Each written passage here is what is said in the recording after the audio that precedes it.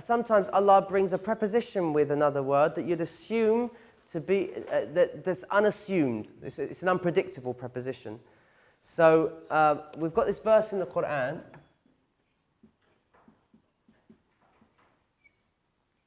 We don't know a lot of these words, but I'll go through it with you.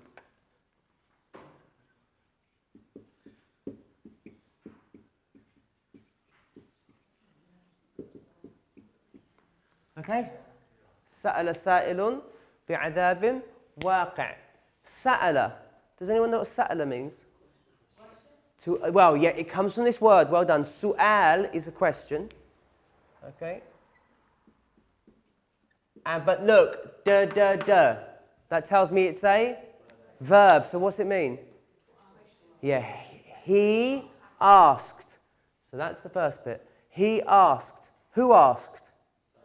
A sa'il. What's a sa'il? A questioner. Sounds a bit strange. This is what we call, in Arabic, an active participle or an ism fa'il. An ism fa'il is the doer of the... So if I take, for example, the verb jalasa, what's jalasa mean? To sit. If I want to say the sitter, I say he is a jalis. Do you see the form? Fa'il, jalis, sa'il. It's all on the same pattern. That's the doer, the one that does the action. So Allah says, a questioner asked. Which sounds a bit weird, doesn't it? It seems a bit redundant to say a questioner asked, doesn't it? Yeah. You'd think, what would you say usually? He asked. Yeah, he asked. Or someone asked. Why on earth is Allah saying a questioner asked? Okay, that's the first question. That will draw the Arab's ear. He'll say, that's a bit weird. Why on earth would Allah say a questioner asked? Okay, is that clear for everybody? That's the next thing. What now? If I say in English, he asked something, or he asked, for example, someone wasn't here today, and I said, I asked him, what would it be? I asked for him. Yeah, that sounds more sense to me. Okay. So the assumed preposition for to ask is about. What's about in Arabic? An. So we'd assume that Allah would have used an, but he hasn't. He's used be. And that will catch you, like, if I said, for example, oh, Shahid is not here today, so I say, oh, Shahid, I asked with you. Straight away your ear says, no, not I asked with you, I asked about you. Yeah, your ear will pick up and say, that's the wrong preposition. Are you with me now? So now we've got two situations where the ear just goes, huh? Okay. Next, what's this word? Adhab. What's adhab mean? Now, punishment's not a good translation. Because if I punish someone, you punish them for something they've done, haven't you? So it's something that follows something up. If you did something wrong, now, because of that, the consequence, the punishment is this. That's, in Arabic, we don't use that word. We use iqab. Iqab is a punishment. It means to follow up, because aqib, ayn qaf ba, is your heel. It's what comes behind you, follows you up. Okay? Adhab is the focus on the experience. So, in the old days in school, you used to go to the headmaster and he'd give you a good beating, wouldn't he? Yeah? Now, you might forget, he's giving you your punishment, but for the rest of the day, you'll be feeling it, won't you? The sensation of that. Does that make sense? So it's the focus here is on experience. So if Allah uses iqab, the focus is on the repercussions, like the consequence of your actions. If He uses adhab, the focus is on, and that's far more impact. It has far greater impact, the word adhab, because, for example, if we think about the experience of something, it actually has a physiological effect on us, just thinking about it. So if I imagine, say, okay, if you were to close your eyes, and I say, open your mouth, you opened your mouth, and then I squeeze lemon juice in your mouth. What happens? Just thinking of it has an impact on you physiologically, doesn't it? Look, straight away. Or if I got my nails on a blackboard, Look, straight away, Shaheen did it. Okay. I didn't even have to do it. Just the thought of it physiologically has an impact on her. Does that make sense?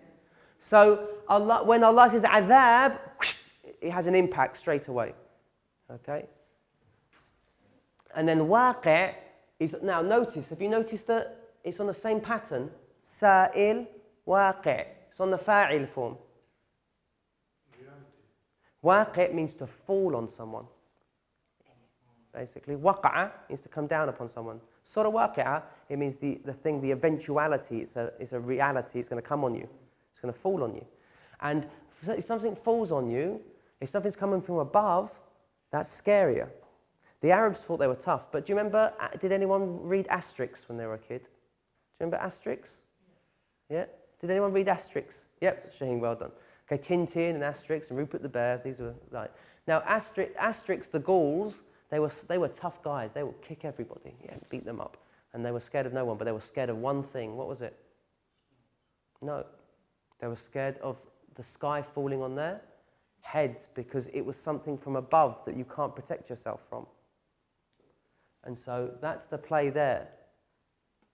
Okay? Now, what's the context? Someone comes up to the Prophet ﷺ and starts mocking. Like, where's this punishment then? Like, we've been doing all these bad things. Nothing's happened to me. You know? So basically, you punch someone, you say, look, no punishment coming down. It can't be true, the punishment then.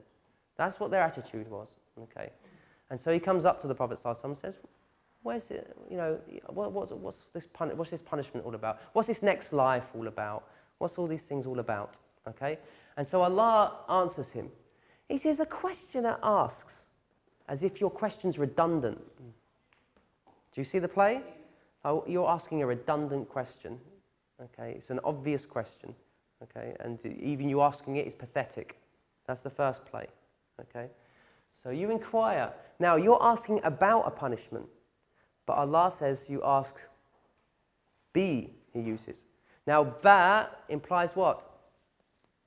We said this, Zahida. Sticking to, ilsaq. So instead, Allah's said you're asking for a punishment because it's stuck to you. It's as if it's already there with you. Yeah. So he's asking about a punishment as if it's distant. An implies distance, while Allah uses be instead to say it's stuck right next to you. Do you see the play? So it catches him out in two situations, basically. It shocks him, like, you're asking about a punishment. It says, he asks for a punishment. For? I didn't ask for it. I'm asking about it as if it's far away and far-fetched. And Allah says it's right next to you. So this is a ploy in the Quran. He uses a preposition that's unexpected in place of another one. Okay. And so it implies it's far, but no, it's not far. It's stuck right next to you as if your name's written on it. Okay. And then look at the play as well. Waqi' sa'il, as if it's falling on it's using the same pattern to say it's falling on you, the one that's asked about it, because it's on the same grammatical pattern. Do you see that? So that's another linguistical ploy there. I said these are like punches, okay, to have an impact on someone. So this is saying it's redundant. This is saying it's coming for you. And this is saying you're not asking about it, you're asking for it in reality. Okay? And then this is saying it's going to be a very painful... So, and the whole purpose behind this is as a deterrent to him. Don't be messing about. When Allah's harsh in the Quran, it's not because he just wants to be harsh. He wants... These people are some people you've got to be tough back. You know, if someone's a big bully in the playground, you don't be all meek with him. And you say, I'll show the better side. And he will see his ways. And I'll be so nice. And my goodness will overcome him. Yeah? Yeah, you need to slap out of your delusion. Some people need to push back and say, don't you try that. They have to, literally. Push them back, don't play around. Okay? Because these people need to learn a lesson. So Allah deals with them like that. Okay? He hits them back with something to get like, whoof. Because bullies are weak internally. Okay?